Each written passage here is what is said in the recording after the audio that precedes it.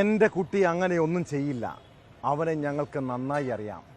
പല മാതാപിതാക്കൾക്കും പൊതുവെ മക്കളോടുള്ള കാഴ്ചപ്പാടാണിത്. അച്ഛനമ്മമാരുടെ ഈ വിശ്വാസത്തെ മുതലെടുക്കുന്ന കുട്ടികളെ പല വീടുകളിലും കാണാം. മകൻ ലഹരി ഉപയോഗിക്കാറുണ്ടെന്നോ അവരുടെ പോക്ക് അത്ര നല്ല രീതിയിലല്ലെന്നോ ആരെങ്കിലും പറഞ്ഞാൽ ചില രക്ഷിതാക്കൾ അത് വിശ്വസിക്കില്ല. എന്നാൽ കാലം മാറി കേട്ടോ. കൗമാരപ്രായത്തിലേക്ക് കടക്കുമ്പോൾ മക്കളിലുള്ള നിയന്ത്രണം നിങ്ങൾക്ക് നഷ്ടമാകാം. പിന്നെ കൂട്ടുകാരാണ് കുട്ടികളുടെ ലോകം. വീടിനും സ്കൂളിനും പുറത്ത് അവരെ വലയിലാക്കാൻ പല സംഘങ്ങളുമുണ്ട്. ലഹരി മാഫിയ മയക്കുമരുന്നിൻ്റെ ഏജൻ്റാക്കിയ ആലപ്പുഴയിലെ വിദ്യാർത്ഥിയുടെ വെളിപ്പെടുത്തൽ ഞെട്ടിപ്പിക്കുന്നതാണ്. ഇതോടൊപ്പം പ്രണയക്കേണിയുടെ ഇരകളാകുന്ന പെൺകുട്ടികളുടെ ജീവിതവും വലിയ അപകടത്തിലേക്കാണ് പോകുന്നത്. വിശദമായി പരിശോധിക്കുകയാണ് പോലീസ് പട്രോൾ. സ്വാഗതം.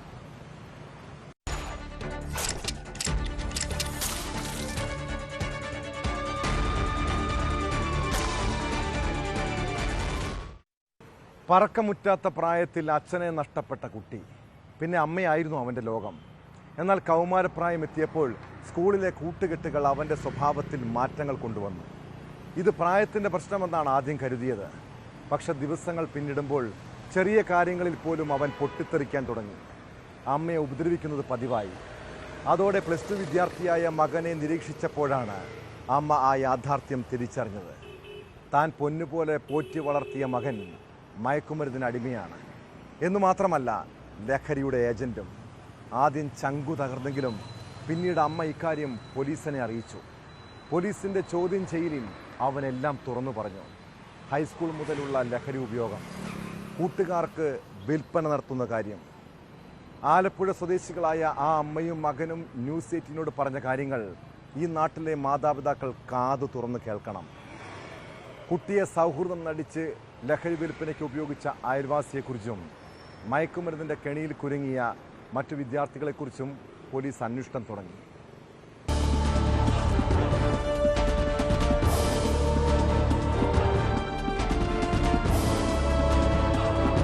അപ്പോൾ ഇതിനകത്ത് ഇത് കൊടുത്താൽ, സുഹൃത്തുക്കൾക്ക് ഇത് വിറ്റാൽ, സ്കൂൾ വിദ്യാർത്ഥികൾക്ക് ഇത് വിറ്റാൽ എന്ത് നേട്ടമാണ് തനിക്കുണ്ടാകുന്ന നേട്ടമാണ്? പുള്ളിക്ക് അദ്ദേഹത്തിനാണ് പൈസ കൊടുക്കുന്നത്. പകരം ഇയാൾക്കുള്ള നേട്ടം എന്താണ്? ഉപയോഗിക്കാൻ തരിക എന്നുള്ളതാണ്. നമ്മൾ നടത്തിയ അന്വേഷണത്തിലാണ് ഇത്തരം ഞെട്ടിക്കുന്ന വിവരങ്ങൾ, അതായത് പോലീസ് സ്റ്റേഷന് മുന്നിൽ കൂട്ടത്തോടെ നിൽക്കുന്ന രക്ഷകർത്താക്കളെയാണ് നമുക്ക് കാണാൻ കഴിഞ്ഞത്. മക്കൾ തന്നെ രക്ഷകർത്താക്കളുടെ മുൻപിൽ വെച്ച് വിവരങ്ങൾ പോലീസിനോട് സ്ഥിരീകരിച്ചതോടെ ബോധരഹിതരായി വീണ രക്ഷകർത്താക്കളെ വരെ കണ്ടു. അത്തരത്തിൽ ഒരമ്മ തന്റെ മകനെ ക്യാരിയറായി ഇവർ ലഹരി മാഫിയ ഉപയോഗിക്കുന്നു, കഞ്ചാവ് വിൽപ്പനയ്ക്കായി ഉപയോഗിക്കുന്നു എന്നുള്ള വിവരം നമ്മളോട് സ്ഥിരീകരിക്കാൻ തയ്യാറായി. ഇതിൻ്റെ അവസ്ഥ എന്ന് വെച്ച് കഴിഞ്ഞാൽ എൻ്റെ മകൻ ഇത് ഉപയോഗിച്ച് കഴിയുമ്പോഴത്തേക്കും ഈ വീട്ടിലെ അലമാരി ഒക്കെ ദേഷ്യം വരുമ്പോൾ തല്ലിക്കൊട്ടിക്കുന്നു, നമ്മളോട് ദേഷ്യപ്പെടുന്നു, വയലൻ്റായിട്ട് നടക്കുന്നു. അങ്ങനെയൊക്കെ കുറേ കാര്യങ്ങൾ വന്നപ്പോഴത്തേക്കും എനിക്ക് മനസ്സിലായി ഈ ഒരു സ്വഭാവം അല്ലായിരുന്നു. അപ്പോൾ ഇത് ഉപയോഗിച്ചിട്ടാണെന്ന് മനസ്സിലായി. പിന്നെ ഇവിടെ കുട്ടികൾ, അവൻ്റെ കൂട്ടുകാരൊക്കെ ഇടയ്ക്കിടയ്ക്ക് വരാൻ തുടങ്ങി. അവരൊക്കെ കാണുമ്പോഴേ നമുക്കറിയാം ഏകദേശം ആ ഒരു മോഡലിലുള്ള പിള്ളേരൊക്കെയാണ് വരുന്നത്. അപ്പോൾ നമുക്ക് മനസ്സിലായി ഇത് ശരിയാകത്തില്ല. അങ്ങനെയാണ് എനിക്ക് മനസ്സിലായത്.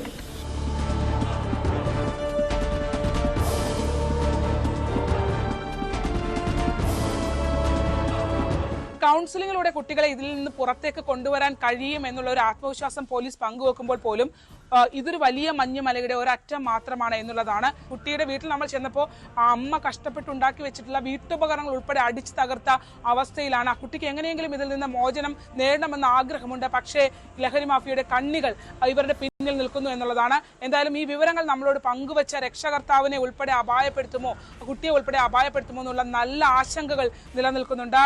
കഴിഞ്ഞ കുറേ മാസങ്ങളായിട്ട് നമ്മൾ ഡീഹണ്ട് എന്ന പ്രോഗ്രാമോടുകൂടി ഒത്തിരിയധികം കേസുകൾ നമ്മുടെ ജില്ലയിൽ ഉടനെ വന്നിട്ടുണ്ട്. അത് കൂടുതലും നമുക്ക് അവിടുത്തെ കൊണ്ടുവരുന്നതെല്ലാം അന്യ സംസ്ഥാനത്തിൽ നിന്ന് വരുന്ന സാധനം. അത് നമ്മൾ ട്രെയിനകത്ത് വെച്ചോ അല്ലെന്നുണ്ടെങ്കിൽ ബസ്സിനകത്തോ അങ്ങനെയൊക്കെയാണ് നമ്മൾ പിടിക്കപ്പെട്ടിട്ടുള്ളത്. അപ്പം ആ ഒരു സാഹചര്യം ഇപ്പം ഈ ഡീഹണ്ട് വളരെ ഫലപ്രദമായിട്ട് ചെയ്യുന്നതുകൊണ്ട് തന്നെ പല ആൾക്കാരും പുറത്ത് സംസ്ഥാനങ്ങളിൽ നിന്ന് ഇങ്ങോട്ട് വരാനുള്ള ടെൻഡൻസി കുറഞ്ഞിട്ടുണ്ട്. അപ്പോൾ അവർക്ക് ഇങ്ങോട്ട് വരാൻ പറ്റുന്നില്ല. പോലീസ് വളരെ വിജിലൻ്റായിട്ട് നിൽക്കുകയാണ്. അപ്പോൾ ഈ അടുത്ത സമയത്ത് ഇന്നലെ കഴിഞ്ഞ ദിവസം പട്ടണക്കാട് പിടിച്ച ഒരു കേസ് അതുമായി ബന്ധപ്പെട്ട് നമ്മൾ ഒത്തിരി അന്വേഷിച്ചതാണ്. അപ്പോൾ കുറച്ച് കുട്ടികളൊക്കെ ഇങ്ങനെ ഇത് ഉപയോഗിക്കുന്നതായിട്ട് പോലീസിൻ്റെ ശ്രദ്ധയിൽപ്പെട്ടിരുന്നു. അത് പോലീസ് അവരെ കൃത്യമായിട്ട് കണ്ടെത്തി കൃത്യമായ കൗൺസിലിംഗ് മറ്റു കാര്യങ്ങളും ഇപ്പോൾ കൊടുത്തു വരികയാണ്. നിലവിൽ ഈ കുട്ടികൾക്ക് ലഹരിയുടെ ഉപയോഗം ഇപ്പോൾ ദിനംപ്രതി ലഹരിയുടെ ഉപയോഗം കൂടി വരുന്ന ഒരു കാലഘട്ടത്തിലൂടെയാണ് നമ്മൾ കടന്നു പോകുന്നത്. സ്കൂൾ പരിസരങ്ങളെ കേന്ദ്രീകരിച്ച് വലിയ രീതിയിൽ ഇവർ ലഹരി ഉൽപ്പന്നങ്ങൾ വിൽപ്പന നടത്തുന്നതായിട്ടുള്ള നമുക്ക് വിവരങ്ങൾ കിട്ടാറുണ്ട്. ഈ കഴിഞ്ഞ ദിവസം ഉണ്ടായത് കുട്ടികളെ ദുരുപയോഗം ചെയ്യുന്നത്, കുട്ടികളെ തന്നെ ക്യാരിയേഴ്സാക്കി സ്കൂൾ കുട്ടികളെ കേന്ദ്രീകരിച്ചുകൊണ്ട് തന്നെയാണ് ഇവന്മാർ നമ്മൾ പിടിച്ചിരിക്കുന്ന 2 പേര് വിൽപ്പന നടത്തിയിട്ടുണ്ട്. അപ്പം നമ്മൾ അങ്ങനെയുള്ള ആളുകൾക്കെതിരെ യാതൊരുവിധ ദാക്ഷിണ്യവും കൂടാതെ തന്നെ കർശനമായിട്ടുള്ള നിയമ നടപടി സ്വീകരിക്കുമെന്നുള്ളതിന് ഒരു സംശയവും ഉണ്ടായിരിക്കില്ല. ഈ കുട്ടികളെ ക്യാരിയേഴ്സായിട്ട് ഉപയോഗിക്കുകയും മറ്റു കുട്ടികളെ കൂടി ഇതിലേക്ക് വരികയും ചെയ്യുകയാണെങ്കിൽ അവന്മാർക്കെതിരെ കർശനമായ നിയമ നടപടി ഉണ്ടാകും, അതിനൊരു സംശയവുമില്ല. അത് കൂടാതെ തന്നെ കുട്ടികൾ ഈ രീതിയിൽ ക്യാരിയേഴ്സായിട്ട് ഉപയോഗിക്കുകയാണെങ്കിൽ അവർക്ക് കൃത്യമായിട്ട് അവർക്ക് കൗൺസിലിങ്ങും അവരുടെ മാതാപിതാക്കളോട് കൃത്യമായിട്ടൊരു അവയർനെസ് ക്ലാസ്സും കുട്ടികൾക്ക് ബോധവൽക്കരണ ക്ലാസ്സും മറ്റും കൊടുത്ത് അവരെ സമൂഹത്തിൻ്റെ മുഖ്യധാരയിലേക്ക് ഇതുപോലുള്ള മയക്കുമരുന്നിൻ്റെ കൈപ്പിടിയിലേക്ക് വീഴാതിരിക്കാനുള്ള എല്ലാ നടപടികളും ചെയ്യാനുള്ള നടപടികളും നമ്മുടെ ഭാഗത്ത് ഉണ്ടാകും. എന്തായാലും വിദ്യാഭ്യാസ വകുപ്പും സർക്കാരും പോലീസും എല്ലാം ഒരുമിച്ച് ഇടപെട്ടാൽ മാത്രമേ ഈ വിഷയം പരിഹരിക്കാനായി കഴിയുകയുള്ളൂ.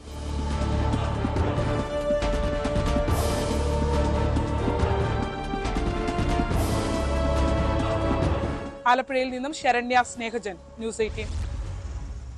കുട്ടികൾക്ക് പണ്ടൊക്കെ അവരുടെ പ്രണയത്തെക്കുറിച്ച് വീട്ടിൽ തുറന്നു പറയാൻ വല്ലാത്ത പേടിയായിരുന്നല്ലേ? എന്നാൽ ഇപ്പോൾ കാലം മാറി. പ്രണയിക്കാനും ഇക്കാര്യം മാതാപിതാക്കളോട് പറയാനും പിള്ളേർക്ക് യാതൊരു കൂസലുമില്ല.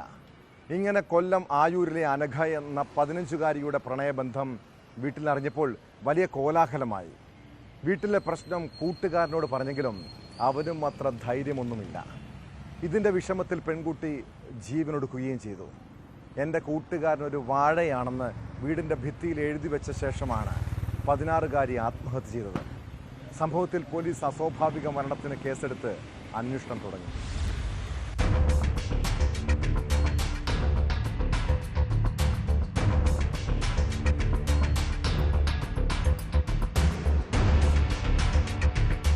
ആയൂർ സ്വദേശികളായ അനിൽ സിന്ധു ദമ്പതിമാരുടെ മകൾ 16 വയസ്സുള്ള അനഘ അനിലാണ് മരിച്ചത്.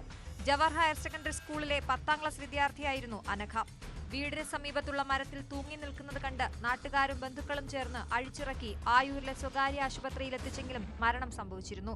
ചടയമംഗലം പോലീസ് ഇൻക്വസ്റ്റ് നടത്തിയ ശേഷം മൃതദേഹം പോസ്റ്റ്മോർട്ടത്തിനായി പാരിപ്പള്ളി മെഡിക്കൽ കോളേജിലേക്ക് മാറ്റി.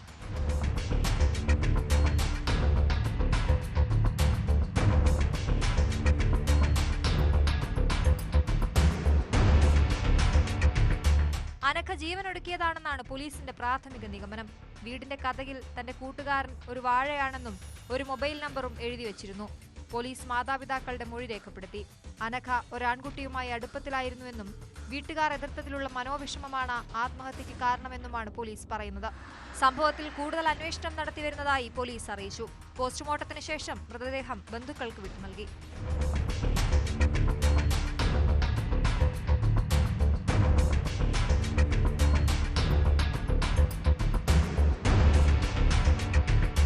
ന്യൂസ് 18 കൊട്ടാരക്കര.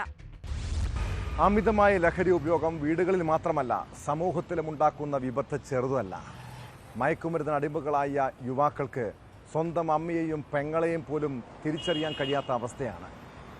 കൊല്ലത്ത് 65-കാരിയെ ബലാത്സംഗം ചെയ്തത് ലഹരിക്കടിമയായ യുവാവാണ്. വാക്കനാട് സ്വദേശിനിയായ വീട്ടമ്മ ആശുപത്രിയിൽ പോയി വീട്ടിലേക്ക് നടന്നു വരുമ്പോഴായിരുന്നു ലൈംഗിക അതിക്രമം.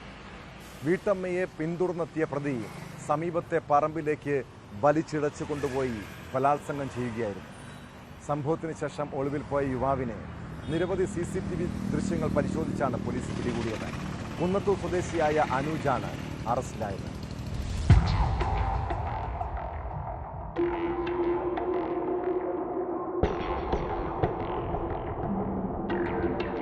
സംഭവത്തെക്കുറിച്ച് പോലീസ് പറയുന്നത് ഇങ്ങനെ: 65-കാരി വാക്കനാട് ആശുപത്രിയിൽ പോയ ശേഷം വീട്ടിലേക്ക് നടന്നു പോകും വഴിയാണ് സംഭവം. വിജനമായ വഴിയിൽ നിന്ന കുന്നത്തൂർ സ്വദേശിയായ അനൂജ് ഇവരെ പിന്തുടർന്നു. കാഞ്ഞിരത്തിങ്കൽ വള്ളക്കടവെത്തിയപ്പോൾ കടന്നുപിടിച്ച പ്രതി മൃഗീയമായി ഉപദ്രവിക്കുകയും ഒടുവിൽ ബലാത്സംഗം ചെയ്യുകയുമായിരുന്നു.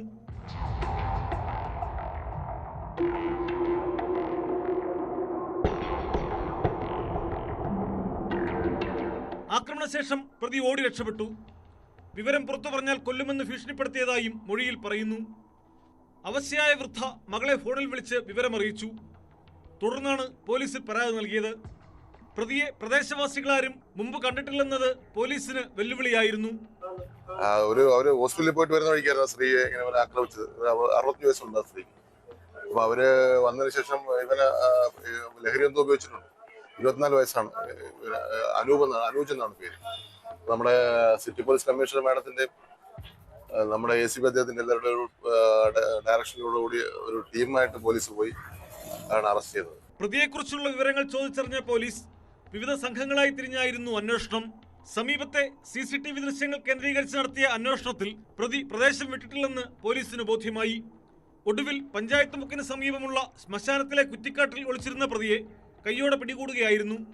പിടിയിലായ അനൂജ് ലഹരിക്കടിമയാണെന്ന് പോലീസ് പറയുന്നു. ലഹരി ഉപയോഗത്തിനു വേണ്ടിയാണ് ഇയാൾ ഇവിടെ എത്തിയതെന്നും പോലീസ് വ്യക്തമാക്കി. വൈദ്യപരിശോധനയ്ക്ക് ശേഷം കോടതിയിൽ ഹാജരാക്കിയ പ്രതിയെ റിമാൻഡ് ചെയ്തു.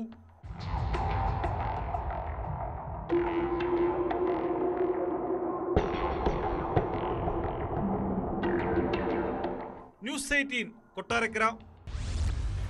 ഒരാളെ ഞാൻ തീർത്തിട്ടുണ്ട്, വേണമെങ്കിൽ ആശുപത്രിയിൽ എത്തിച്ചോ. കഴിഞ്ഞ ദിവസം ആലപ്പുഴയിൽ മാതാപിതാക്കളെ വെട്ടിക്കൊന്ന പ്രതി ബാബു അയൽവീട്ടിലെത്തി പറഞ്ഞതാണിത്. ആലപ്പുഴ മന്നത്ത് സ്വദേശി തങ്കരാജ്, ഭാര്യ ആഗ്നസ് എന്നിവരെയാണ് മകൻ ബാബു കൊലപ്പെടുത്തിയത്. ആക്രമണ വിവരം അയൽക്കാരെ അറിയിച്ച ശേഷം രക്ഷപ്പെട്ട ബാബുവിനെ സമീപത്തെ ബാറിൽ നിന്നാണ് ആലപ്പുഴ നോർത്ത് പോലീസ് പിടികൂടിയത്.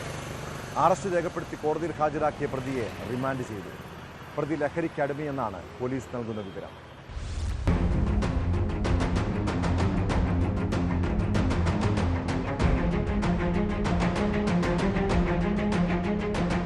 വൃദ്ധദമ്പതിമാരുടെ കൊലപാതകത്തിൽ നടുങ്ങി നിൽക്കുകയാണ് ആലപ്പുഴ നഗരം. കൊല്ലപ്പെട്ട തങ്കരാജിന്റെ കുടുംബം 30 വർഷമായി മന്നത്ത് വാർഡിലാണ് താമസം.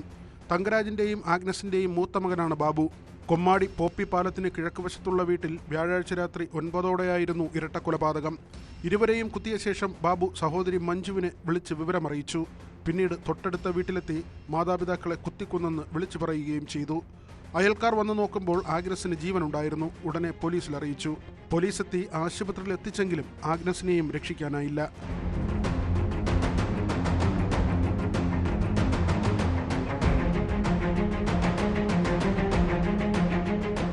ഇറച്ചിക്കടയിലെ തൊഴിലാളിയായിരുന്ന ബാബു കുറച്ചുകാലമായി വാഴക്കുലക്കടയിൽ ജോലി നോക്കുകയാണ്. ഇയാൾ മദ്യപിച്ചെത്തി വീട്ടുകാരുമായി വഴക്കുണ്ടാക്കുന്നത് പതിവായിരുന്നെന്ന് നാട്ടുകാർ പറഞ്ഞു. ബാബുവും മാതാപിതാക്കളും മാത്രമായിരുന്നു ഇവിടെ താമസം.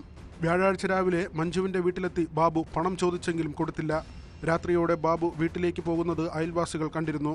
തുടർന്ന് വീട്ടിൽ നിന്ന് ബഹളവും കരച്ചിലും കേട്ടെങ്കിലും പതിവ് സംഭവമാണെന്ന് കരുതി ഇവർ കാര്യമാക്കിയില്ല. ഇതിന് പിന്നാലെയാണ് ബാബു എത്തി ഒരാളെ താൻ തീർത്തിട്ടുണ്ട്, അടുത്തയാളെ വേണമെങ്കിൽ ആശുപത്രിയിലെത്തിച്ചോ എന്ന് പറഞ്ഞിട്ട് പോയത്. വിവരം പറയുമ്പോഴും ബാബുവിന്റെ മുഖത്ത് കുറ്റബോധത്തിന്റെ തരി പോലുമില്ലായിരുന്നെന്ന് അയൽക്കാർ പോലീസിനോട് പറഞ്ഞു. കഴിഞ്ഞ ദിവസം ഇത്തരത്തിൽ വഴക്കുണ്ടാക്കിയതിന് മാതാവിന്റെ പരാതിയെ തുടർന്ന് ആലപ്പുഴ നോർത്ത് പോലീസ് ബാബുവിനെ കസ്റ്റഡിയിലെടുത്തിരുന്നു. പിന്നീട് വീട്ടുകാർ എത്തിയതിനെ തുടർന്ന് മുന്നറിയിപ്പ് നൽകി വിട്ടയച്ചു. കൊലയ്ക്ക് ശേഷം സമീപത്തെ ബാറിൽ മദ്യപിക്കാൻ പോയ ബാബുവിനെ അവിടെ നിന്നാണ് പോലീസ് പിടികൂടിയത്. കോടതിയിൽ ഹാജരാക്കിയ പ്രതിയെ റിമാൻഡ് ചെയ്തു.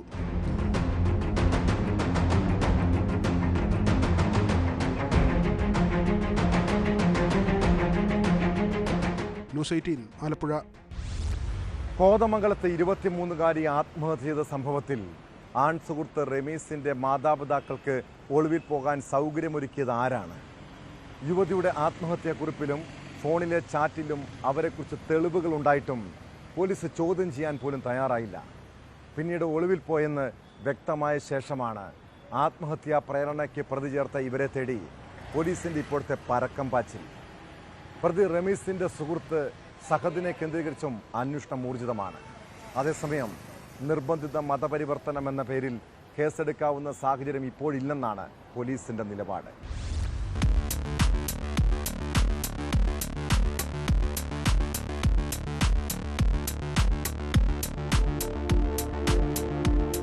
യുവതിയുടെ ആത്മഹത്യയിൽ അറസ്റ്റിലായ ആലുവ പാനായിക്കുളം സ്വദേശി റമീസിന്റെ മാതാപിതാക്കൾ തിങ്കളാഴ്ച വരെയും സ്വന്തം വീട്ടിൽ ഉണ്ടായിരുന്നുവെന്നാണ് വിവരം. തിങ്കളാഴ്ചയാണ് ഇവർ ഒളിവിൽ പോയതെന്നും അതുവരെയും പോലീസ് പ്രതികളെ കസ്റ്റഡിയിലെടുക്കുകയോ ചോദ്യം ചെയ്യുകയോ ചെയ്തില്ലെന്നും ആക്ഷേപമുണ്ട്. റമീസ് അറസ്റ്റിലായതിനു പിന്നാലെ അന്വേഷണം മാതാപിതാക്കളിലേക്ക് എത്തുമെന്ന് വ്യക്തമായതോടെ അവർ വീട് പൂട്ടിപ്പോവുകയായിരുന്നു. ആത്മഹത്യാ പ്രേരണയ്ക്ക് പ്രതിചേർത്തിട്ടുള്ള ഇവരെ തിരക്കി പരക്കം പായുകയാണ് പോലീസ് ഇപ്പോൾ. ഇവർ പോകാൻ സാധ്യതയുള്ള സ്ഥലങ്ങളിൽ അന്വേഷണം നടത്തിയെങ്കിലും സൂചനയൊന്നും ലഭിച്ചില്ല. അതിനിടെ പ്രതികൾ മുൻകൂർ ജാമ്യത്തിന് ശ്രമം തുടങ്ങിയിട്ടുണ്ട്.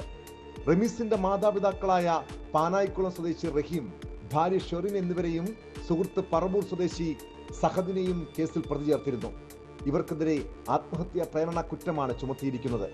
കേസിലെ മുഖ്യപ്രതിയായ റമീസിനെതിരെ ആത്മഹത്യാ പ്രേരണ, ശാരീരിക ഉപദ്രവം തുടങ്ങിയ വകുപ്പുകൾ ചുമത്തിയിട്ടുണ്ട്.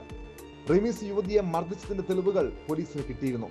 ഇരുവരും തമ്മിലുള്ള വാട്സാപ്പ് ചാറ്റിൽ നിന്നാണ് തെളിവുകൾ ലഭിച്ചത്.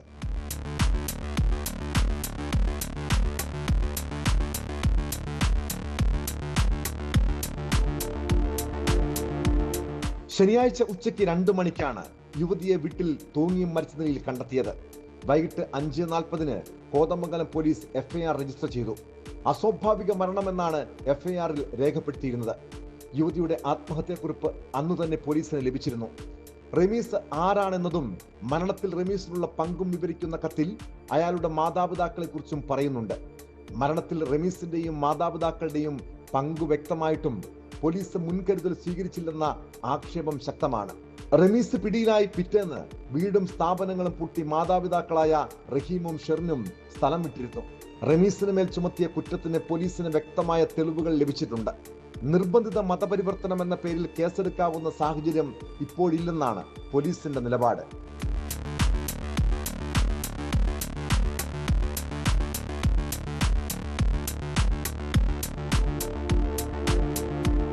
ന്യൂസ് 18 കൊച്ചി. സാമ്പത്തിക തർക്കത്തെ തുടർന്ന് മലപ്പുറം പാണ്ടിക്കാട് നിന്ന് പ്രവാസി യുവാവിനെ തട്ടിക്കൊണ്ടുപോയത് ഒരു കൊട്ടേഷൻ ഇടപാടായിരുന്നു. ഗൾഫിൽ വ്യവസായിയായ ഷമീറിനെ കാറിൽ കടത്തിക്കൊണ്ടുപോയ സംഘത്തിൻ്റെ ലക്ഷ്യം എന്തായിരുന്നു? പോലീസിൻ്റെ അന്വേഷണത്തിൽ വ്യക്തമായത് സാമ്പത്തിക ഇടപാടും 3 വർഷം മുൻപുള്ള പ്രതികാരവുമാണ്. തന്നെ തട്ടിക്കൊണ്ടുപോയത് ഗൾഫിൽ നിന്ന് കോടതി വിധിയെ തുടർന്ന് നഷ്ടപരിഹാരം നൽകേണ്ടവരെന്നാണ് ഷമീർ ന്യൂസ് 18നോട് പറഞ്ഞത്. കോടതി വിധിയെ തുടർന്ന് 2 കോടിയോളം രൂപ ഷമീറിന് ലഭിക്കാനുണ്ട്. ഇത് ഒഴിവാക്കണമെന്നാവശ്യപ്പെട്ടായിരുന്നു തട്ടിക്കൊണ്ടുപോകൽ. കോടതിയിൽ ഹാജരാക്കിയ പ്രതികളെ റിമാൻഡ് ചെയ്തു. കേസിൽ കൂടുതൽ പേർ പ്രതികളാകുമെന്നാണ് സൂചന.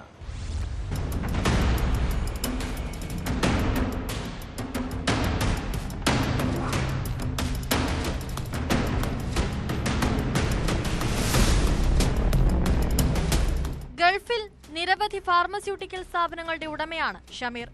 ഇദ്ദേഹവുമായി തെറ്റിപ്പിരിഞ്ഞ ഓഹരി ഉടമകൾക്കെതിരെ കോടതി വിധിയുണ്ട്. 2 കോടിയോളം ഇന്ത്യൻ രൂപയാണ് ഇവർ ഷമീറിന് നൽകേണ്ടത്. ഈ പണം ഒഴിവാക്കാൻ വേണ്ടിയായിരുന്നു തട്ടിക്കൊണ്ടുപോകൽ. 3 വർഷം മുൻപ് തന്റെ കമ്പനിയിൽ നിന്നും പിരിച്ചുവിട്ട ഹംഷീറിന് ഷമീറിനോട് വിരോധമുണ്ട്. ഇടയ്ക്കിടെ ഭീഷണി സന്ദേശങ്ങളും അയക്കാറുണ്ട്. ഇയാളും കൂടി ചേർന്നായിരുന്നു പദ്ധതികൾ ആസൂത്രണം ചെയ്തതെന്നും ഹംഷീറാണ് കൃത്യത്തിന് നേതൃത്വം നൽകിയതെന്നും ഷമീർ പറഞ്ഞു. ഹംഷീറിന് അവിടെ നമ്മളൊരു 2022 അവിടുന്ന് കുറച്ചൊരു മിസ്ബിഹേവിയറിൻ്റെ ജസ്റ്റ് 10 ടെർമിനേറ്റ് ചെയ്ത സ്റ്റാഫാണ്. അതാണ് ഇപ്പോൾ ഞാൻ നിങ്ങൾക്ക് ആ ഒരു ജസ്റ്റ് മെയിലിൽ ഇപ്പോൾ കാണിച്ചിരുന്നത്. സംബന്ധിച്ച് അതിൻ്റെ ആ റീസണും കാര്യങ്ങളൊക്കെ ജൂലൈ 1, 2022 ഈ റീസണിൻ്റെ പുറത്താണ് അവനെ നമ്മൾ എന്ത് ചെയ്യുന്നത് ടെർമിനേറ്റ് ചെയ്ത് അന്നൊക്കെ അവൻ അവിടെ നിന്ന് കയറ്റി വിട്ടിരിക്കുകയാണ്. അപ്പോൾ അവൻ അതിൻ്റെ ഒരു ദേഷ്യം ഭാഗ്യമുണ്ട്. അപ്പോൾ നമ്മൾ ടെർമിനേറ്റ് ചെയ്തിട്ട് 5-6 ആൾക്കാരുണ്ടായിരുന്നു. അവരെല്ലാവരും കൂടി ജോയിൻ ആയിട്ടാണ് ചെയ്തതെന്നാണ് ഞാൻ വിശ്വസിക്കുന്നത്. പാണ്ടിക്കാട് നിന്നും കോട്ടയ്ക്കൽ വഴി ചാവക്കാടേക്കും അവിടെ നിന്നും കൊല്ലത്തേക്കുമാണ് കൊണ്ടുപോയത്. വാഹനത്തിൽ വെച്ച് മർദ്ദിച്ചിരുന്നു. ഭക്ഷണവും വെള്ളവും തന്നു. തമിഴ്നാട്ടിലേക്ക് കടക്കാനായിരുന്നു ഇവരുടെ പദ്ധതി. പോലീസ് കൃത്യസമയത്ത് എത്തിയതുകൊണ്ടാണ് രക്ഷപ്പെട്ടത്. അവർക്ക് ഒരു 1-2 കാര്യങ്ങൾ ആ ഒരു ജസ്റ്റ് കേസ് വിഡ്രോ ചെയ്യണമെന്നായിരുന്നു. ദുബായിലുള്ള ആ കേസ് വിഡ്രോ ചെയ്യണമെന്നില്ലായിരുന്നു. പ്രതികൾക്കെതിരെ വധശ്രമം, കുറ്റകരമായ ഗൂഢാലോചന, തടങ്കലിൽ വെക്കൽ, സാമ്പത്തിക ലക്ഷ്യം വെച്ച് തട്ടിക്കൊണ്ടുപോകൽ എന്നീ കുറ്റങ്ങൾക്കെതിരെയുള്ള വകുപ്പുകളാണ് ചുമത്തിയിട്ടുള്ളത്. കൂടുതൽ പേർ കേസിൽ ഉൾപ്പെട്ടിട്ടുണ്ടോ എന്നുള്ളതും അന്വേഷിക്കുകയാണെന്നും പെരിന്തൽമണ്ണ DYSP പ്രേംജിത്ത് പറഞ്ഞു. കൂടുതൽ ആളുകൾ ഗൂഢാലോചനയിൽ പങ്കെടുത്തിട്ടുണ്ടോ എന്നുള്ള കാര്യം അന്വേഷിക്കുന്നുണ്ട്. നിലവിൽ നമ്മൾ അന്വേഷണം തുടങ്ങിയിട്ടേ ഉള്ളൂ. ഇപ്പം ഇവരെ കൂടാതെ കൂടുതലായിട്ട് ആരെങ്കിലും ഉണ്ടോ എന്നുള്ളതും ഏത് കാരണം കൊണ്ടാണ് ഗൂഢാലോചനയ്ക്ക് കാരണമായത് എന്നുള്ള കാര്യവും അത് അന്വേഷിക്കുന്നുണ്ട്. വേറെ ആരെങ്കിലും നേതൃത്വം നൽകിയിട്ടുണ്ടോ എന്നുള്ള കാര്യം നമ്മൾ അന്വേഷിക്കും.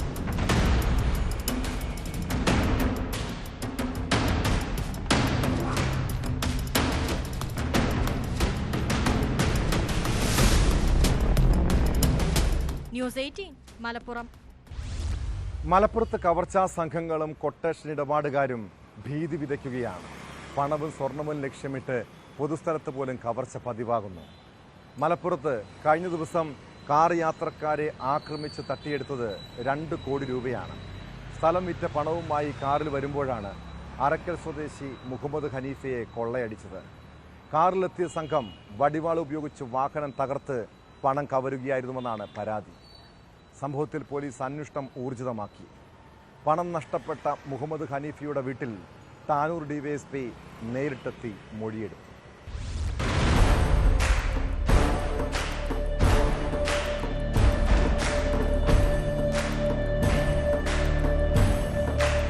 സ്ഥലം വിറ്റ പണവുമായി കാറിൽ വരുമ്പോൾ 4 സംഘം മാരകായുധങ്ങളുമായി കാർ അടിച്ചു തകർത്താണ് ബാഗിൽ സൂക്ഷിച്ചിരുന്ന പണം കവർന്നത്.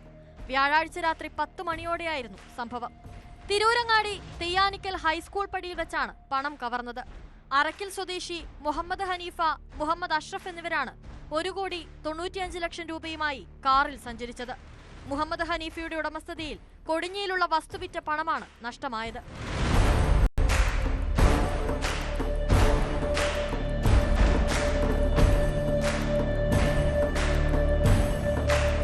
ഇവർ സഞ്ചരിച്ചിരുന്ന കാറിനെ മറ്റൊരു കാറിലെത്തിയ സംഘം തടയുകയും വടികളും വാളും ഉപയോഗിച്ച് വാഹനം തകർത്ത് പണം കവരുകയുമായിരുന്നുവെന്നാണ് പരാതി. സ്ഥലത്തെത്തിയ പോലീസ് അന്വേഷണം ഊർജിതമാക്കിയിട്ടുണ്ട്. പണം നഷ്ടപ്പെട്ട മുഹമ്മദ് ഹനീഫയുടെ വീട്ടിൽ താനൂർ ഡിവൈഎസ്പി നേരിട്ടെത്തി മൊഴിയെടുത്തു. ഇയാളുടെ കൂടെയുണ്ടായിരുന്ന മുഹമ്മദ് അഷ്റഫിന്റെയും മൊഴി പോലീസ് രേഖപ്പെടുത്തിയിട്ടുണ്ട്. രാത്രി ഒരു 9:30 കൂടിയിട്ട് കാറിൽ കൊണ്ടുപോയിരുന്ന 2 കോടിയുടെ അടുത്തുള്ള 7,50,000 കുറവുണ്ട്. ആ പൈസ നേരെ ഓപ്പോസിറ്റ് വന്ന കാറ് നിർത്തിയിട്ട് പൈസ 4 ബാഗിലായിരുന്നു. അത് എടുത്തുകൊണ്ട് പോയി എന്നാണ് പറയണത്. ആ സമയം അവർ 4 പേരുണ്ടായിരുന്നു. അവരുടെ കയ്യിൽ സ്റ്റീൽ പൈപ്പ് ഉണ്ടായിരുന്നു. അത് വെച്ചിട്ട് ഈ കാറിൻ്റെ 4 ചില്ലും തകർത്തിട്ട്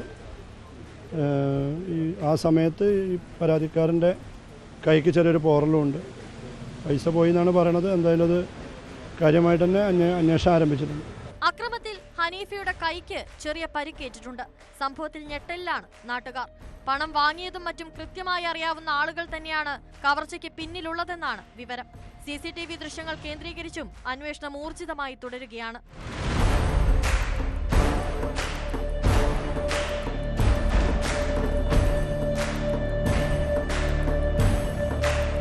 ന്യൂസ് 18 തിരൂർ. കുട്ടികളിൽ ജനാധിപത്യ ബോധം വളരാനും തെരഞ്ഞെടുപ്പ് പ്രക്രിയയെക്കുറിച്ച് മനസ്സിലാക്കാനും സ്കൂളുകളിൽ തെരഞ്ഞെടുപ്പ് നല്ലതാണ്. എന്നാൽ വിദ്യാർത്ഥി സംഘടനകളും പുറമേ നിന്നുള്ള നേതാക്കളും പുതിയ തലമുറയ്ക്ക് തെറ്റായ സന്ദേശമാണ് നൽകുന്നത്. സ്കൂൾ തെരഞ്ഞെടുപ്പുകൾ പോലും സംഘർഷത്തിൽ കലാശിക്കുന്ന കാഴ്ച.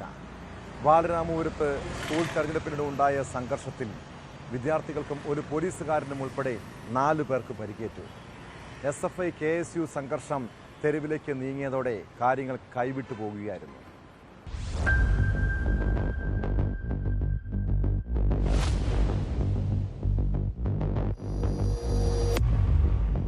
തിരഞ്ഞെടുപ്പുമായി ബന്ധപ്പെട്ട് SFI പ്രവർത്തകർ പ്രചരണ വാഹനം സ്കൂൾ പരിസരത്ത് കൊണ്ടുവന്നിരുന്നു. ഇരു ചേരികളിലായി നിന്ന് SFIയും KSUവും മുദ്രാവാക്യം മുഴക്കി. ഫലപ്രഖ്യാപനം വന്ന് SFI വിജയിച്ചതോടെ പ്രചരണ വാഹനം KSUക്കാർ നിന്ന ഇടത്തേക്ക് കൊണ്ടുപോയി എന്നാരോപിച്ചായിരുന്നു പ്രശ്നങ്ങളുടെ തുടക്കം. തുടർന്ന് ആഹ്ലാദ പ്രകടനം കയ്യാങ്കളിയിലെത്തി.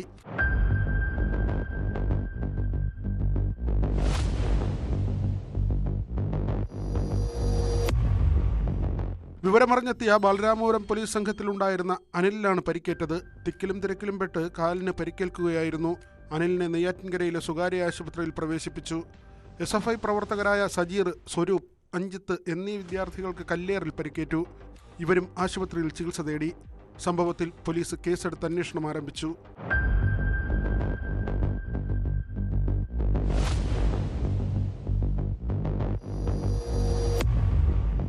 ന്യൂസ് 18 നെയ്യാറ്റിൻകര. ട്രെയിനിലും റെയിൽവേ ട്രാക്കിലും അഭ്യാസ പ്രകടനം കാട്ടി റീൽസും ഫോട്ടോയും ഒക്കെ ചിത്രീകരിക്കുന്നവരുണ്ട്. സ്വന്തം ജീവൻ തന്നെ അപകടത്തിലാകുന്ന രീതിയിൽ റീൽസ് എടുക്കുന്നവരുടെ ശ്രദ്ധയ്ക്ക് റെയിൽവേ പോലീസിൻ്റെയും RPFിൻ്റെയും പിടി വീണാൽ പിന്നെ കേസും പൊല്ലാപ്പുമായി. കോഴിക്കോട് നഗരത്തിൽ റെയിൽവേ ട്രാക്കിൽ വീഡിയോ ചിത്രീകരണം നടത്തിയ വിദ്യാർത്ഥികൾക്കെതിരെ കേസെടുത്തു. ഏവിയേഷൻ വിദ്യാർത്ഥികളായ 8 പേർക്കെതിരെയാണ് റെയിൽവേ നിയമപ്രകാരം RPF കേസെടുത്തത്.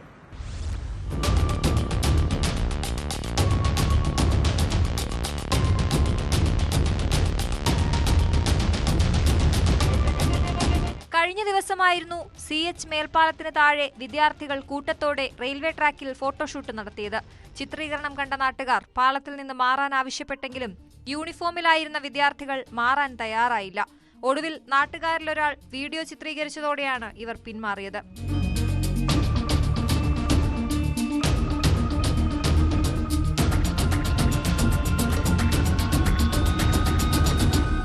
വീഡിയോ ശ്രദ്ധയിൽപ്പെട്ട RPF 8 വിദ്യാർത്ഥികൾക്കെതിരെ കേസെടുത്തു.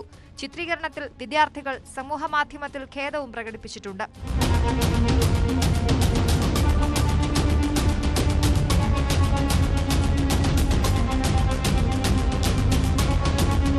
കഴിഞ്ഞ വർഷം ഈ ഭാഗത്ത് വിദ്യാർത്ഥികൾ റെയിൽപാളത്തിലൂടെ സ്കൂട്ടർ കയറ്റിയപ്പോൾ ട്രെയിൻ ഇടിച്ചിരുന്നു. ഇവിടെ തുടർച്ചയായി അപകടങ്ങൾ ഉണ്ടാകുന്നതിനാൽ കോഴിക്കോട് റെയിൽവേ സ്റ്റേഷൻ മുതൽ വെസ്റ്റ് ഹിൽ വരെ പാളത്തിന് ഇരുഭാഗവും റെയിൽവേ സുരക്ഷാവേലിയും കെട്ടിയിരുന്നു.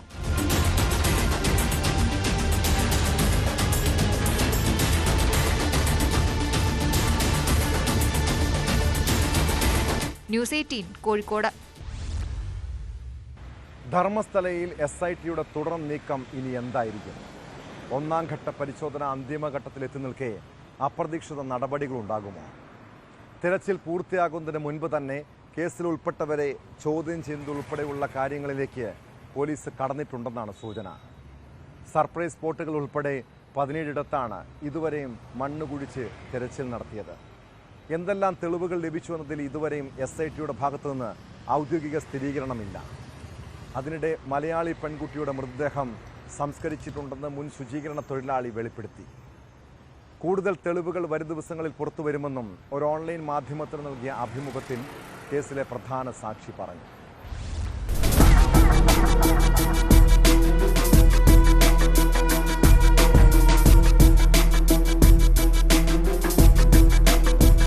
ധർമ്മസ്ഥല കൂട്ടക്കൊലപാതക കേസിൽ ന്യൂസ് 18 പുറത്തുവിട്ട വിവരങ്ങൾ സ്ഥിരീകരിക്കുന്നതാണ് മുഖ്യ സാക്ഷിയായ ശുചീകരണ തൊഴിലാളിയുടെ വെളിപ്പെടുത്തൽ.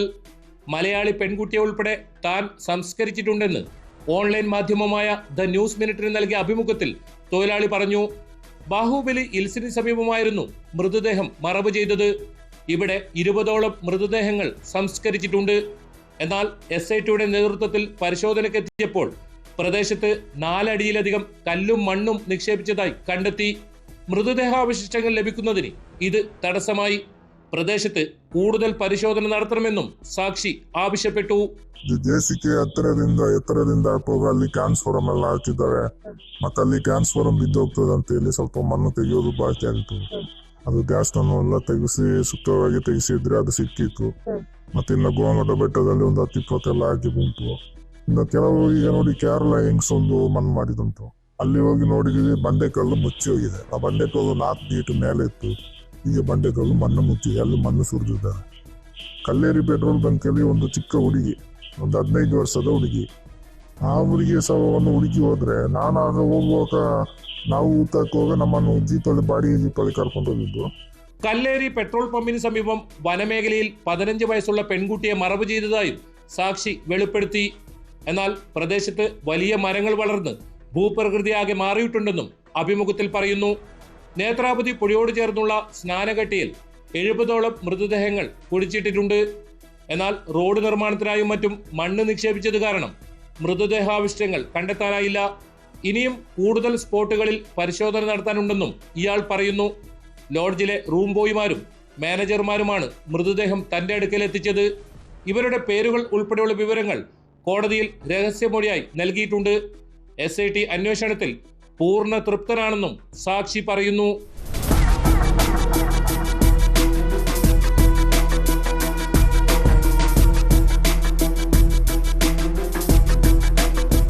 അതേസമയം കേസിൽ SITയുടെ തുടർ നീക്കം ഇനി എന്ത് എന്നതാണ് പ്രധാനം. ഒന്നാം ഘട്ട പരിശോധന അന്തിമഘട്ടത്തിലെത്തി നിൽക്കെ അപ്രതീക്ഷിത നീക്കങ്ങളാണ് കഴിഞ്ഞ ദിവസങ്ങളിൽ കണ്ടത്. സാക്ഷിയുടെ മൊഴിപ്രകാരം കേസിൽ ഉൾപ്പെട്ടവരെ ചോദ്യം ചെയ്യുന്നത് ഉൾപ്പെടെയുള്ള നടപടികളിലേക്ക് SIT കടന്നിട്ടുണ്ടെന്നാണ് ലഭിക്കുന്ന സൂചന. കൂടുതൽ തെളിവുകൾ ശേഖരിച്ച് ഇതുവരെയുള്ള അന്വേഷണ പുരോഗതി കോടതിയെ ധരിപ്പിക്കാനാണ് SITയുടെ നീക്കം.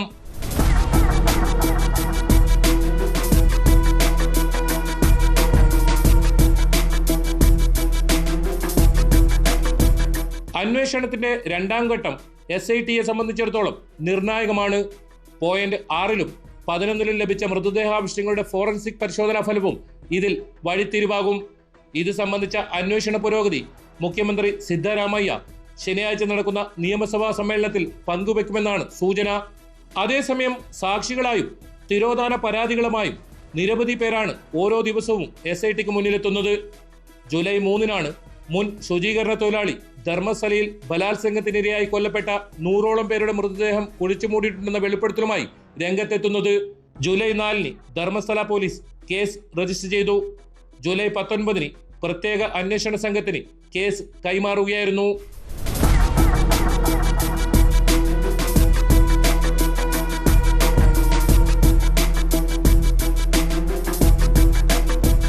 KV Baiju, news 18, Dharmasthala. തിരുവനന്തപുരം നെയ്യാറ്റിൻകരയിൽ യുവാവിനെ വെട്ടിപ്പരിക്കേൽപ്പിച്ച കേസാണ് പോലീസ് പെട്രോളിംഗ് പരിശോധിക്കുന്നത്. കൊടയാൽ സ്വദേശി സന്ദീപിനെയാണ് 5-അംഗ സംഘം കൊലപ്പെടുത്താൻ ശ്രമിച്ചത്. സഹോദരനെ തേടിയെത്തിയവരാണ് സന്ദീപിനെ ആക്രമിച്ചതെന്നാണ് വിവരം. മുൻ വൈരാഗ്യമാണ് സംഭവത്തിന് പിന്നിലെന്നും സൂചനയുണ്ട്. കേസിൽ പ്രതികൾക്ക് വേണ്ടി പോലീസ് അന്വേഷണം ഊർജിതമാണ്.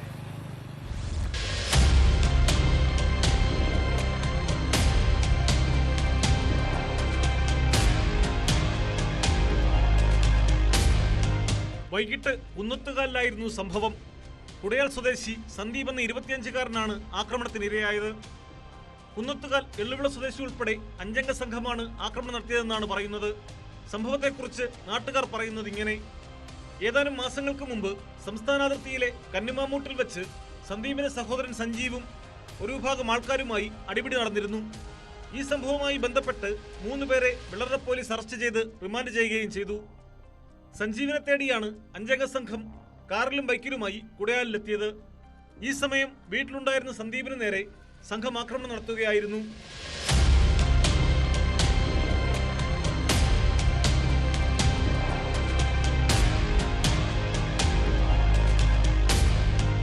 പരിക്കേറ്റ സന്ദീപിനെ പാറശാല താലൂക്ക് ആശുപത്രിയിൽ പ്രാഥമിക ചികിത്സ നൽകിയ ശേഷം കാരക്കോണം മെഡിക്കൽ കോളേജ് ആശുപത്രിയിൽ പ്രവേശിപ്പിച്ചു. സംഭവത്തെക്കുറിച്ച് പരാതി ലഭിച്ചിട്ടില്ലെന്നും പരാതി ലഭിക്കുന്ന മുറയ്ക്ക് നടപടി കൈക്കൊള്ളുമെന്നും വെള്ളറ പോലീസ് വ്യക്തമാക്കി.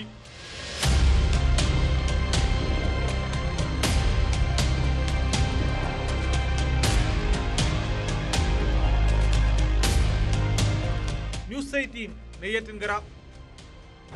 കേരളത്തിലെ ചെറിയ കടകളുടെ മറവിൽ പോലും ലഹരി കച്ചവടം തകൃതിയായി നടക്കുന്നുണ്ട്.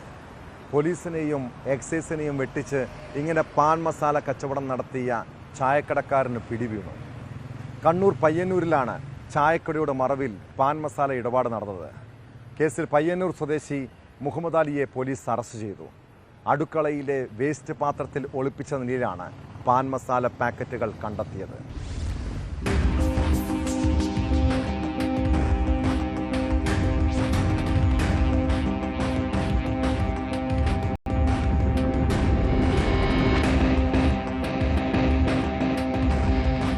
ചായക്കട പ്രവർത്തിച്ചിരുന്ന കെട്ടിടത്തിന്റെ അടുക്കളയിൽ ഒളിപ്പിച്ച നിലയിലാണ് പാൻ മസാല ശേഖരം കണ്ടെത്തിയത്. നിരോധിത പുകയില ഉൽപ്പന്നമായ ഹാൻസ് വിൽപ്പന നടത്തുന്നുണ്ടോ എന്ന വിവരം ലഭിച്ചതിന്റെ അടിസ്ഥാനത്തിൽ ആഴ്ചകൾ മുൻപേ തന്നെ ഇയാളെ താക്കീത് ചെയ്തിരുന്നു. പിന്നീടും പാൻ മസാല കച്ചവടം തുടർന്നതോടെയാണ് വാർഡ് മെമ്പർ PV സുഭാഷിന്റെ നേതൃത്വത്തിൽ പരിശോധന നടത്തിയത്.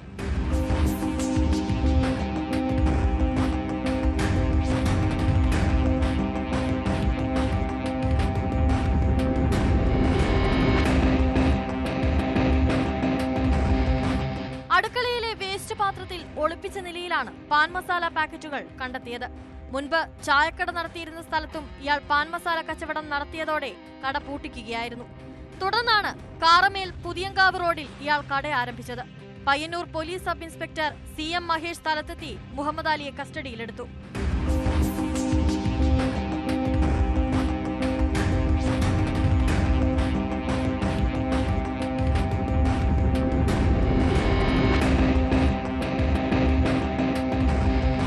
ന്യൂസ് 18, പയ്യന്നൂർ. എന്തൊരു നെറികേടാണിത്! പ്രതിഷേധിച്ചാലോ പരാതി പറഞ്ഞാലോ കേസ്. ഈ നാട്ടിലെ സാധാരണക്കാരായ മനുഷ്യർക്ക് വിഷമം പറയാൻ പോലും ആളില്ലാത്ത അവസ്ഥയാണ്. മലപ്പുറം മഞ്ചേരിയിൽ മന്ത്രി വീണ ജോർജിനോട് 2 മാസമായി വേതനം ലഭിക്കാത്ത കാര്യത്തെക്കുറിച്ച് പരാതി പറഞ്ഞ ജീവനക്കാർക്കെതിരെ പോലീസ് കേസെടുത്തു. സംഘം ചേർന്ന് കലാപത്തിന് ശ്രമം നടത്തിയെന്ന് പറഞ്ഞാണ് പോലീസിൻ്റെ വിചിത്ര നടപടി. മലപ്പുറം മഞ്ചേരി മെഡിക്കൽ കോളേജിലെത്തിയ മന്ത്രിയോട് സങ്കടം പറഞ്ഞ താൽക്കാലിക ജീവനക്കാർക്കെതിരെയാണ് കേസെടുത്തിരിക്കുന്നത്.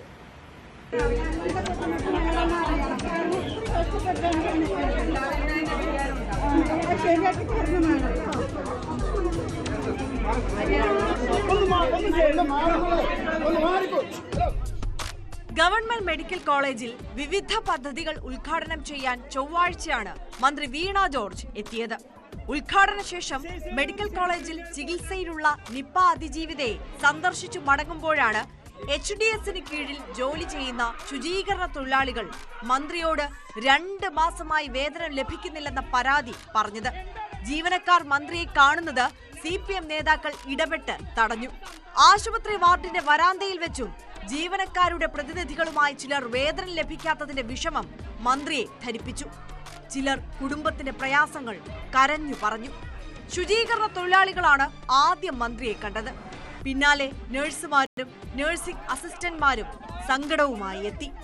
മന്ത്രി വേഗത്തിൽ പോകാൻ ഒരുങ്ങിയതോടെ മന്ത്രിയെ കാണണമെന്ന ആവശ്യവുമായി ജീവനക്കാർ ബഹളം വെച്ചു. ഇതോടെ ജീവനക്കാരെ തടയുന്ന രീതിയിൽ CPM പ്രവർത്തകരും രംഗത്തെത്തി. പിന്നാലെ മടങ്ങാൻ തുടങ്ങിയ മന്ത്രിക്ക് പിന്നാലെ ജീവനക്കാർ ഓടിയെങ്കിലും സംസാരിക്കാൻ അവസരം ലഭിച്ചില്ല.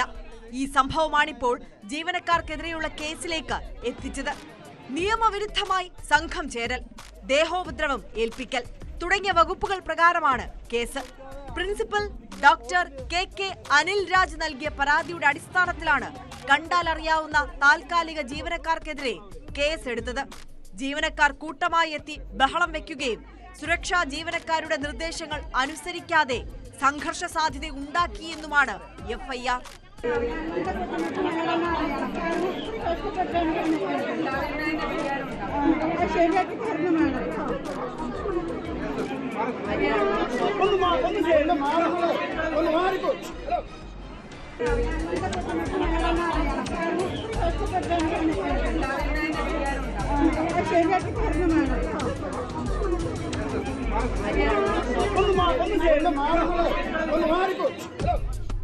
ന്യൂസ് 18 മലപ്പുറം. തലസ്ഥാന നഗരത്തിൽ ആഡംബര വീടിൻ്റെ നിർമ്മാണം മുതൽ അനധികൃത സ്വത്ത് സമ്പാദനം വരെയുണ്ട്. എന്നാൽ ADGP MR അജിത് കുമാർ ആള് നല്ല മര്യാദക്കാരനാണ് കേട്ടോ. പൊതുജനം വിശ്വസിച്ചില്ലെങ്കിലും നമ്മുടെ ഭരണകൂടം ആളെ സംരക്ഷിക്കാനുണ്ട്. പോലീസ് ഉദ്യോഗസ്ഥരുടെ ഗൂഢാലോചനയാണ് തനിക്കെതിരായ ആരോപണങ്ങൾക്ക് പിന്നിലെന്നാണ് വിജിലൻസ് നൽകിയ മൊഴിയിൽ അജിത് കുമാറിൻ്റെ വാദം. മുഖ്യമന്ത്രിയുടെ ഓഫീസിൻ്റെ നിർദ്ദേശപ്രകാരം PV അൻവറുമായി അനുനയ ചർച്ച നടത്തിയിട്ടുണ്ടെന്നും നിയമവിരുദ്ധ കാര്യങ്ങൾ ചെയ്യാത്തതിലുള്ള വിരോധമാണ് PV അൻവറിനെന്നും MR അജിത് കുമാർ മൊഴിയിൽ ആരോപിക്കുന്നു.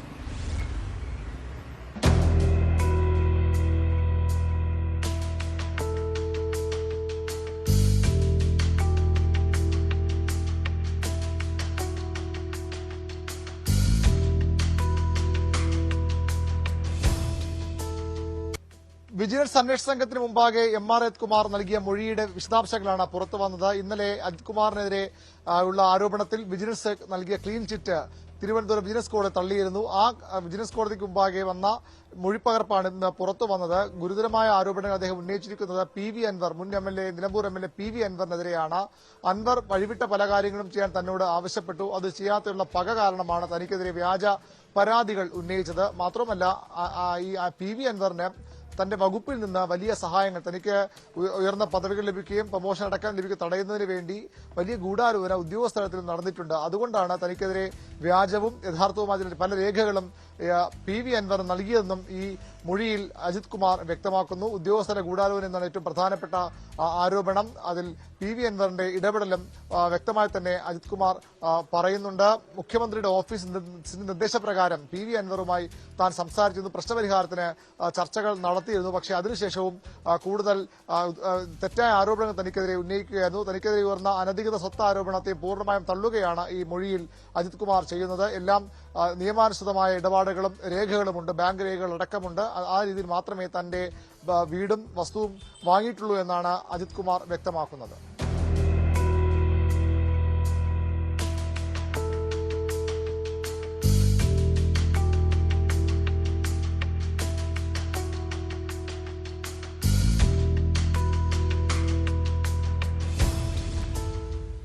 ഒരിടവേളയ്ക്ക് ശേഷം തിരുവനന്തപുരം മാറനല്ലൂരിൽ വീണ്ടും മോഷണ പരമ്പര.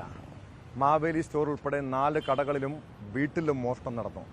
ആളില്ലാത്ത അടച്ചിട്ട വീട്ടിൽ നിന്ന് സ്വർണം ഉൾപ്പെടെ കവർന്നെന്നാണ് വിവരം. സംഭവത്തിൽ പോലീസ് അന്വേഷണം ആരംഭിച്ചു. 1 വർഷം മുൻപ് ഈ പ്രദേശം കേന്ദ്രീകരിച്ച് 12 വീടുകളിലാണ് കവർച്ച നടന്നത്. മോഷണം തുടർക്കഥയായതോടെ നാട്ടുകാർ വലിയ ആശങ്കയിലാണ്.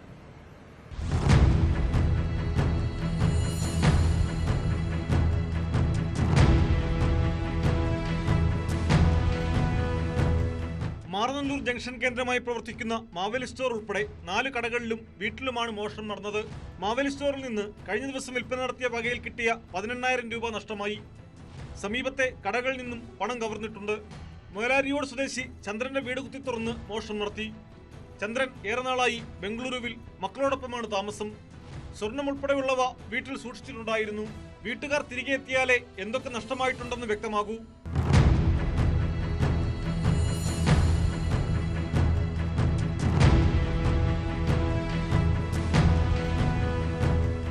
ഒരു വർഷം മുമ്പ് പ്രദേശത്തെ 25ഓളം വീടുകളിൽ നിന്ന് ലക്ഷക്കണക്കിന് രൂപ വില വരുന്ന റബ്ബർ ഷീറ്റുകൾ മോഷണം പോയിരുന്നു. മാറനല്ലൂർ റസൽപുരം കേന്ദ്രീകരിച്ച് 12 വീടുകളിൽ നിന്ന് സ്വർണം ഉൾപ്പെടെ നഷ്ടമാവുകയും ചെയ്തു. ഈ കേസുകളിൽ അന്വേഷണം ഒരിടത്തും എത്തിയിട്ടില്ല.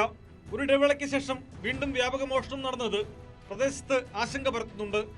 ഡോഗ് സ്ക്വാഡും വിരലടയാള വിദഗ്ധരും സ്ഥലത്ത് പരിശോധന നടത്തി. സംഭവത്തിൽ കേസെടുത്ത് അന്വേഷണം ആരംഭിച്ചതായി മാറനല്ലൂർ പോലീസ് അറിയിച്ചു.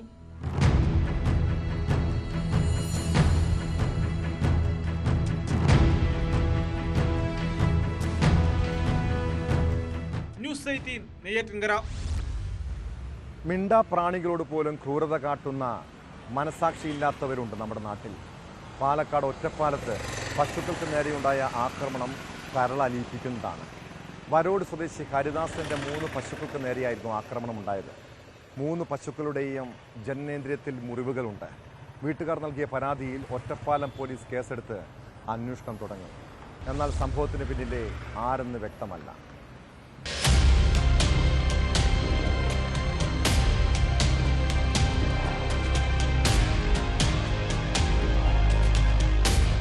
കഴിഞ്ഞ ദിവസം ഉച്ചയ്ക്ക് ശേഷം 2 മണിയോടെയാണ് സംഭവം.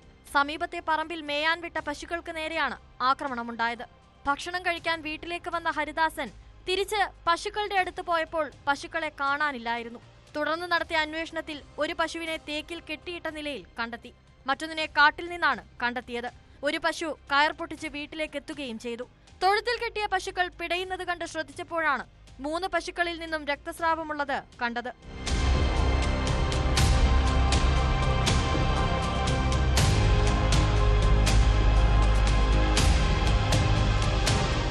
മൃഗഡോക്ടറെ കൊണ്ടുവന്ന് പരിശോധിച്ചപ്പോൾ പശുക്കളുടെ ആന്തരികാവയവങ്ങൾക്ക് മുറിവുള്ളതായി കണ്ടെത്തി. 3 പശുക്കളുടെയും ജനനേന്ദ്രിയത്തിൽ മുറിവുകളുണ്ട്. ഹരിദാസൻ ഒറ്റപ്പാലം പോലീസിൽ പരാതി നൽകി. നാൽക്കാലികളോട് ക്രൂരത കാട്ടിയവർക്കെതിരെ കർശന നടപടി വേണമെന്നാണ് പ്രദേശവാസികളുടെയും ആവശ്യം.